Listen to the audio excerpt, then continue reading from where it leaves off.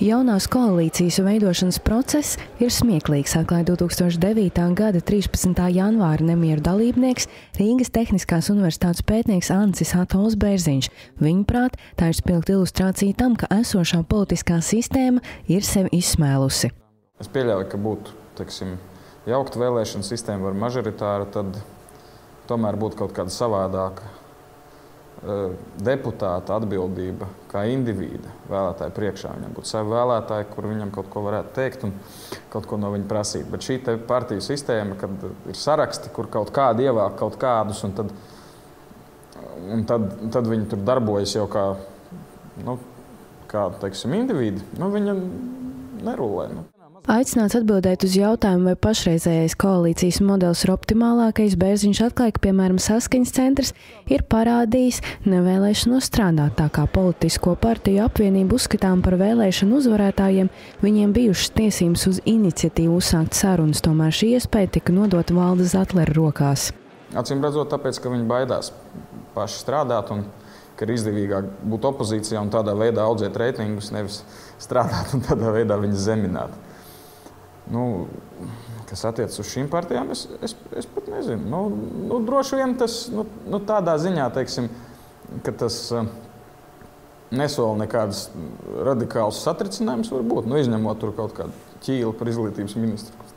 Visi vaidi, kas būs. Es arī neesmu pārliecināts, ka būs labi. Bet kaut kādā mērā, es domāju, vienotība nodemonstrē nevis savu to, neteiksim, ka labumu, bet viltību gan. Es domāju, ka viņi parādīja, ka viņi ir politiski nobriedušāki par pārējiem spēkiem un tomēr uztīna uz pirksti, reformu partiju. Runājot par jaunievēlēto Saeimu, Bērziņš atklāja, ka parlamentā iekļūst nepieļaujami liels skaits gadījumu cilvēku. Viņuprāt, nokļūšana Saeimā daļa no tiem uzskata par veidu, kā uzlabot savu materiālo labklājību. Lai tādu situāciju nepieļautu nākotnē, būtu jāievieš deputātu atalgojuma sistēmas reformas, uzskata Bērziņš. Vajadzētu deputātu algošanu pārveidot principiāli.